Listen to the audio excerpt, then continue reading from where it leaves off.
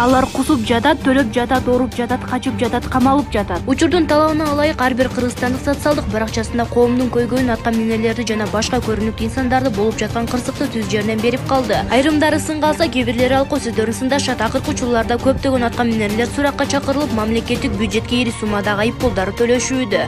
Ушуга карай УКМКнын төрагасы Камчыбек Ташиевдин иши алкууга алынып, социалдык тармактарда ыраазычылык посттор көбөйдү. Дагы бир Facebook колдонуучу төмөндөгүдөй билдирүү калтырган. Эмне десең да ачуу чындыкты айталы. Кармалгандын баары миллиондорду төгүп жатат. 15-20 миң айлык акы менен миллиондорду кайдан табышты? 30 жылдык тарыхта коррупция менен күрөш бүгүнкүдөй болгон эмес. Кусуп атат, төлөп атат, ооруп атат, качып атат, камалып атат. Мамлекеттин менчиги элдин рызкысы эртедир кечтир кайтышы керек. Кетмейин чаап, адал соода жасап, бир дагы саясатчы, чиновник байыган эмес. Баары Кудай дейт. Булар үчүн Кудай дежурный сөзгө айланган. УКМК башчы Ташиевди байлардын үй бүлөсү же олигархтын казанынан казык ата жегендер жаман көрүшү мүмкүн. Карапайым калкка жагып эле жатат. Булак аргумент кейжи. Эл чындыкты билсин. Талайбек Сарыбашев тендерлерди жеп, хан сарайларды салганбы? Ош шаарындагы Акбура дарыясынын жээгин көрктөндүрүү жана жашылдандыруу долбооруна өткөрүлгөн тендерде кызмат абалынан кыянат пайдалануу орун алып, бул боюнча УКМК мэрия кылмыш ишин козгоду. Албетте, коомчулукка резонанс жаралды. Шектүү демилге 2020-жылы башталып, аны 2 жылда бүтүрүү пландалган. 252 миллион сомго бааланган долбоордун тендерин Капитал курулуш жоопкерчилиги чектелген коому утуп алган. Эске салсак, Агесте Ош мэриясын Талайбек Сарыбашев жетектеген. Бул бир гана былык иши го, себеби ал буга чейин бир канча хан сарайларды Ош, Бишкек, Алайга курганы ЖМКларга жарыяланган. Көпчүлүк таң калып наразы болгондор арбын эле. Сыягы Талайбек Сарыбашевди дагы текшериште тендерлердин сырткары башка коррупциялык элементтери да ачыкталабы? 10 жылдан ашуу убакыттан бери мамлекеттик кызматтарды аркалап жүрүп, каяктан көпүскө айланды. Эмесе мыйзамсыз баюу беренеси коюлушу мүмкүн. Булак Азия Ньюс гезити. Эл чындыкты билсин. 16 Уна, 16 Баатыр, 18 жер тилкеси Туйгуналы Абдрайымовдун мыйзамсыз байыганы аныкталды. Улуттук коопсуздук боюнча мамлекеттик комитет өкмөтүнүн Чүй облусундагы мурунку ыйгарым укуктуу өкүлү саясатчы Туйгуналы Абдрайымов мыйзамсыз байыганы тууралуу фактылар аныкталганын билдирди. Мекеме тараткан маалыматта Абдрайымов жогорку мамлекеттик кызматтарда иштеп турганда кызмат абалын кыянаттык менен пайдаланып, Бишкек жана Чүй облусунун аймагында өзүнүн расмий кирешесин бир нече эсе жогору турган кыймылдуу жана кыймылсыз мүлктөрдү сатып алганы айтылат. Бир катар коммерциялык банктарга финансылык инвестицияларды салганы аныкталганы кабарланды. Белгиленген мыйзамсыз аракеттердин натыйжасында АТД жакын туугандарына жана эфирленген адамдарга 16 Баатыр, 18 жер тилкеси, 2 унаа токточу жай, 5 турак жай, 3 дыйкан чарба, 16 автоунаа Ысык Ата курорттун аймагында бүтпөгөн курулуш объектилерди каттаган деп айтылат анда. Булак аргумент кейжи. Эл чындыкты билсин.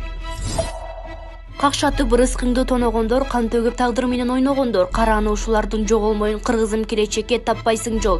Коррупционерлердин колун кесип башын алып таштай турган мыйзам жок бизде. Аларды камап алып баккандан эч кимге пайда болбойт экен. Ташбаран кылып тынчыткан жапайы мыйзамдарыбыз нечен кылымдарда артта калган. Ал эми Союз ойлоп таап берген мал мүлкүн конфискация кыла турган эң сонун мыйзамды өзүбүздүн коррупционер жуткуштар жокко чыгарышкан олтурушат. Себеби өздөрү колу туткак уруу болушкандыгы үчүн. Дал ошол мыйзамды күч алдырып ордуна коюшпаса, коррупция менен күрөш бир тыйын болуп жатат. Төмөндөгү сүрөттө Тостоев бизи тиктеп турушкан сүлүктөрдүн бар быдырын конфискация кылып мамлекетке өткөрсө, биринчиден коррупция тып токтойт, экинчиден өлкөнүн сырткы карызынан жөн эле кутулуп алабыз.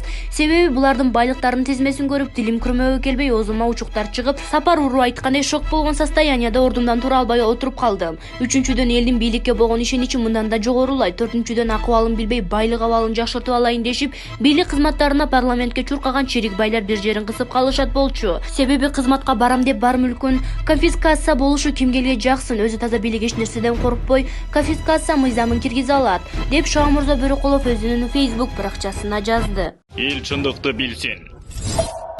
УКМК Туйгуналы Абдрайымов суракка катышып туруу милдети менен үйүнө жөнөтүлдү. Өкмөттүн Чүй облусундагы мурунку өкүлү Туйгуналы Абдрайымов суракка катышып туруу милдети менен үйүнө жөнөтүлгөн. УКМКнын басма сөз кызматы бүгүн 21-сентябрда Сводка Кипресс редакциясына билдирди. Туйгуналы Абдрайымов мыйзамсыз байыган фактылар аныкталганы 20-сентябрда УКМКнын басма сөз кызматы тараткан. Расмий билдирүүдө тергөө учурунда АТД жогорку мамлекеттик кызматтарда иштеп жаткан учурунда кызматтык абалын кыянаттык менен пайдаланып, мыйзамсыз баюу жана материалдык пайдалар менен артыкчы артыкчылыктарга ээ болуучу мыйзамсыз түрдө активдерин көбөйткөндүгү легалдаштыруу максатында Бишкек шаарынын жана Чүй облусунун аймагында өзүнүн расмий кирешесинин бир нече эсе жогору турган кыймылдуу жана кыймылсыз мүлктүн кымбат объектилерин сатып алганы жана ошондой эле Кыргыз Республикасынын бир катар коммерциялык банктарына финансылык инвестицияларды салганы аныкталды. Ошол эле учурда кылмыш жоопкерчилигинен качуу үчүн бул активдерди башка адамдардын атына каттаган. Белгиленген мыйзамсыз аракеттердин натыйжасында АТД жакын туугандарына жана эфирленген адамдарга 16 батир, 18 жер тилкеси, 2 ууна токтотуучу жай, 5 турак жай, 3 дыйкан чарба, 16 автоунаа жана ошондой эле Ысык Ата курорттун территориясында бүтпөгөн курулуш объектилерди каттаган. АТД жана анын жакындары, туугандары активдери киреше жок болгон учурда да кескин көбөйүп 250 миллион сомдон ашык бааланган. УКМК чогулткан материалдардын негизинде Кыргыз Республикасынын Кылмыш жаза кодексинин 323-беренесинин 2-бөлүгүнүн 1-пункту мыйзамсыз баюу боюнча сотко чейинки өндүрүшкө катталып, бул иштин алкагында бул иштин кылмыштын жасоого тиешеси бар адамдардын жана алар мыйзамсыз алган мүлктү аныктоого багытталган ыкчам тергөө иш-чараларынын комплекси жүргүзүлүүдө деп айтылат. Булак Назар Ньюс KG. Эл чындыкты билсин. Алмазбек Атамбаевдин соту качан болору айтылды. Бишкектин 1-май райондук сотунда 20-сентябрда кой таш окуясы боюнча сот отуруму болот деп күтүлүп жатат. Апрель айынан бери токтоп турган соттук жараян 13-сентябрда уланмак. Бирок ишти караган судья Азирет Медеров ооруп калгандыгына байланыштуу отурум 20-сентябрга жылдырылган. Эгерде соттук жараян болуп, Алмазбек Атамбаевдин ден соолугу жакшы болсо, ал сотко катышат, дейт Атамбаевдин жактоочусу Сергей Слесарев. 2019-жылы 7-8 августта улуттук коопсуздук боюнча мамлекеттик комитет жана ички иштер Чүйдүн Кой таш айылында суракка келүүдөн баш тарткан мурдагы президент Алмазбек Атамбаевдин кармоо операциясын жүргүзгөн. Анда мурдагы президенттин тарапташтары менен күч органдарынын кызматкерлери кагылышып, бир офицер курман болгон. Кыргызстанды 2011-2017 жылдары башкарган Атамбаев ушул тапта Бишкектеги номер 47 колонияда отурат. Ал Кримтөбөл Азиз Батукаевдин 2013 жылы абакта мыйзамсыз бошотулушуна жана Кой таш окуясына байланыштуу соттолууда. Иштер Бишкектин 1-май райондук сотунда каралып жатат. Кой таш окуясы боюнча Атамбаевдин тарапташтарына жана Жогорку кеңештин депутаттары Асель Кадуранова, Ирина Карамушкинага да айып коюлган. Булак Назар Ньюс KG. Эл чындыкты билсин. Мен өзүм араң турам. Демеле жестко кылып салгым келип атат да. Асель көзү ачык, Сапар Исаков бийликке кайтып келет. Аргумент KG сайтынан Асель айым бир ай мурун келген маалыматтын бүгүн жарыяланууну туура көрдүк. Анткени ал Сапар Исаковго кайрадан иш козголот деген маалыматы бар эле. Элди дүрбөтпөө үчүн биз аны кат куржунга салган бойдон калтырдык эле. Сапар Исаков кайрадан бийликке келет. Төлгө Ташимдин айтуусунда ал азыр бийликтин алсыз жагын талдап жатат. Аны Россия бийлиги колдоп турат. Ага карата кайра кылмыш ишин ачып, аны издөөгө салып жатат. Бирок бул жолу ал мурункудай колго түшүп бербейт. Анткени ал бийликтин бардык кухнясынан өткөн баарын көз жумуп билип турат. Сапар бийликке кайтып келет деп аян келгенин айткан. Эл чындыкты билсин. Курсан Асанов аппак чыныгы генерал эл байлыгына кол салбайт деген күн карама акмактар эмне үчүн дайыма өзүбүздү тооногон балдарыбыздын ырыктысын, келечегин уурдаган жуткучтарды колдоп коргой бересиңер. Төмөндөгү Асановдун байлыктарынын тизмесин угуп көрүп, любой нормальный адамдардын ооздоруна учук чыгып кетет. Хан сарайларды салышып, кыймылсыз мүлктөрдү басып алышып, булар жыргап жашашат. Балдары чет жактардан окуп, миллиондогон долларлык машиналарды минишет, тайраңда ойноп жүрүшөт. Ал эми Курсан Асанов чыныгы генерал деп анын көчүгүнө пахта койгон сенин үйүңдө эшектин кезеги да жок. Жоонун жукарып жегенге тамагын кийгенге бүтүн кийимиң жок болуп, өзүңдүн бооруңдан жаралган уул кызыңа чет жакка акча таап кел деп жөнөтөсүң. Балаң сыртта ачка калып, сукта тоң 14 сааттан иштеп, ден соолугуна ажырап, жаштайынан жайрап калып жатат. А сен акмак эртең Асанов, Атамбаев, Текебаев, Бабанов окшогон соргок сүлүктөрдөн 1000 сом акча алып, анын аз келгенсип аларды жерге сууга койбой мактап шайлайсың. 1000 сом алып жатканда сыртта жүргөн балаң сен көк мээң эсиңден чыгып кетет. Элге күйгөн азаматтарды шайласам, алар өлкө башкарышы, турмушубуз оңолсо, балам кайтып келип өз өлкөсүндө иштесе, жанында жүрсө деген аруу сезим, ак тилектер сен маңкурттун башыңа да келбейт. Эртең эле шайлоо алдында Анги сарайдагыларга 2 жылкы союп, курсагын тогузуп койсо, сөзсүз түрдө сасып бүткөн СДПКны шайлашат. Бабанов жер үйдү Бажаев деген бажасы менен жеп, талас элине зыян алып келип жатса, ага деле карабай өзүбүздүн уул дешип, кайра эле ошол партияны шайлашат. 30 жылдан бери бийликтин ар кандай кызматтарында олтуруп, зыянынан башка чечиреген тилинен бөлөк пайдасы тийбеген Мадумаровду өзүбүздүкү дешип, өзгөнүктөр шайлашат. Садыр Жапаров менен Камчыбек Ташиев элим деп жан үйрүп, 30 жылдан бери эч кимге ала албаган кумтөрдү өзүбүзгө алып, чек ара маселесин чечип көп иштерди бүтүрүп жатса аны көрбөйсүң, ыраазы болбойсуң, рахмат деп айтпайсың. Себеби алар сага 1000 сом бербейт да. Ушул Курсан Асанов деген жигит жөнүндө 2010-жылдагы түштүк согушунда эле жаман сөздөр таркаган. Өзбек улутундагыларды чек арага ташып алтындарын алган деген сөз жөндөн-жөн чыкпайт. Атамбаевдин кызыл пакетин көтөргөндөгү почерки дал эле Ош когаланында чыккан сөздөрдү кубаттап окшош болуп жатпайбы?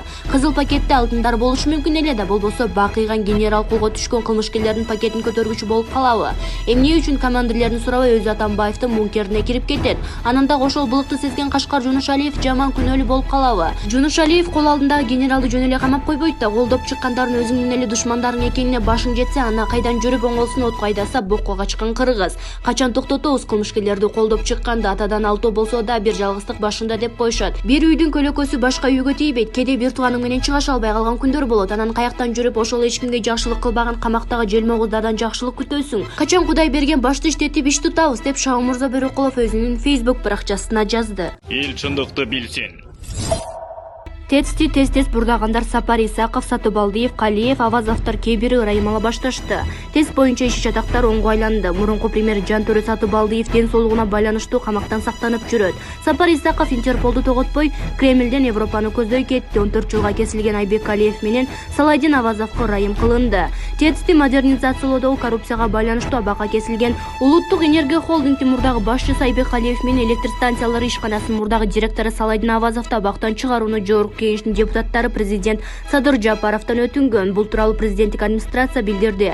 Ага чейин Айбек Калиев менен Саладин Авазов өздөрү да президенттен ырайым сурашкан. Ырайым берилерден мурда президенттик администрация кылмыш ишин терең иликтеп чыкты. Натыйжада булар кылмыш ишиндеги негизги фигуранттар эмес экени аныкталды. Жогорку кеңеш депутаттарынын өтүнүшүн аларга берилген мүнөздөмөлөрдү Мунапыс комиссиясынын сунушун карап президент Садыр Жапаров Айбек Калиев менен Саладин Авазовго ырайым берүүнү чечти. Маалыматта президент Садыр Жапаров Айбек Калиев менен Саладин Авазовго ырайым берүүдө өзүнүн мамлекет башчысы катары конституциялык укугунан пайдаланганы белгиленген. Бишкек жылуулук электр борборун модернизациялоодогу коррупцияга байланыштуу абакка кесилген Улуттук энергия холдингдин мурдагы башчысы Айбек Калиев менен электр станциялары ишканасынын мурдагы директору Саладин Авазов жаза мөөнөтү аяктаганына байланыштуу 17 сентябрда абактан чыгарылган. Айбек Калиев 14 жылга эркинен ажыратылган. Ал Чүй облусунун Петровка айылындагы номер 8-түзөтүү колониясында жазасын өтөп жаткан. Электр станциялары ишканасынын мурдагы жетекчиси Саладин Авазов 11 жыл 3 айга абакка кесилген.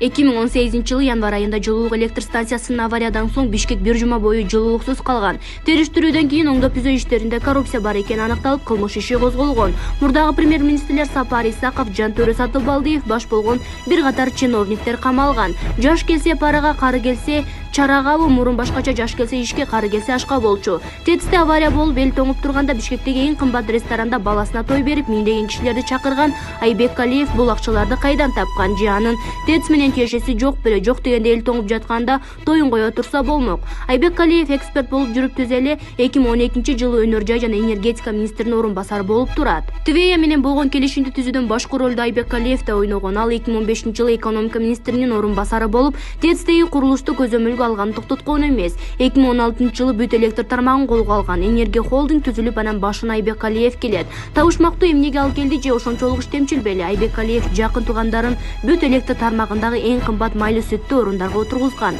Томаяк Айбек Калиев чоң кызматка келер менен миллионерге айланат. Жубайы $1 миллион Toyota Avensis автомобилин алса, өзү $2 миллион Toyota Prado 4,1 миллионго турак жай. Көз жоосун алган мебелдерди жана техниканы алган. Ошондой эле мүлктөрдү сатууда 4,5 миллион пайда көргөн. Кече эле эч нерсеси жок Айбек Калиевке мынча акча кайдан келет? ТЭЦти модернизациялоо кече гана чыга калган жок. Ал Бакиевдин бийлиги учурунда көтөрүлгөн. 2010 жылы февралда Максим Бакиев Сари менен Дүйнөлүк банктын сунушу менен $150 миллион жана ТВЕ компаниясы тарабынан $200 миллион сунуштаган бул маселени караган. 2010 жылдын 22 апрелине чейин өнөр жай жана энергетика министри Автандил Хамамбетов болгон. Дал ошонун министрлиги убагында 2013 жылы февралда Кытай менен келишим түзүлгөн. Бул жерде тендер жарыялабай туруп, антикоррупциялык, экологиялык жана укуктук экспертизадан өткөзбөй, ТОсу жок $386 миллион Кытай банкынан алып, Кыргыз Республикасы мамлекеттик сатып алуулар тууралуу мыйзамын ачык бузушкан. Эгер буларды колдогондо ар кандай сын айтылып талкууланып коррупцияга бөгөт болот эле.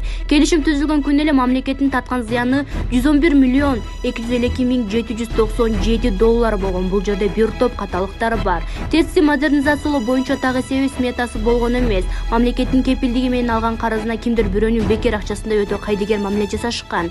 ТВЕАнын сунушу менен гана алынган бул насыя акчага чаржайы түстөрдөн эптеп карыздарды жок кылыш үчүн аракеттер болгон. Бул ишти аттары иш жерде аталбаган 4 фирма ишке ашырган. Эң катачылыгы ТЭЦти модернизациялоо үчүн техникалык экономикалык негиздери болгон эмес. ТОсу жок эле ишке киришкен ТВЕА кыргыз аткан минерлеринин алкы бузуктугун билип, Кытайдын экспорт-импорттук банкынын чоң суммадагы насыя алууну сунуш кылышкан. 121 миллиард 145 миллион сомдук машинасы бар Сатыбалдиев соргоктугу менен элди уят кылып келатат. Бул дүйнөлөрдү Сатыбалдиев тиги дүйнөгө алып кетмек беле? Өлсө ал деле нанга жетпей жүрүшкөн адамдарга окшоп жылаңач бир кепил менен кетет. Жантуура Сатыбалдиев камакка алынарда кыргыз курортологиясын эс алганы жатат. Кызык эч нерсеси жок. Пенсионерлердей бюджетке бекер жатат да анча-мынча дарыларды ошол жердеги эптеп оокат кылып жүрүшкөн дарыгерлерге жүктөшүп, кымбат баалуу дарыларды ыйлатып сыктатып төлөтүшөт. Байкуш Сатыбалдиев ач көздөнбөй жок дегенде өз дарысын өзү алса эмне, деп Азизбек Элдибеков өзүнүн баракчасына жазды. Булак Назаринус KG. Эл чындыкты билсин.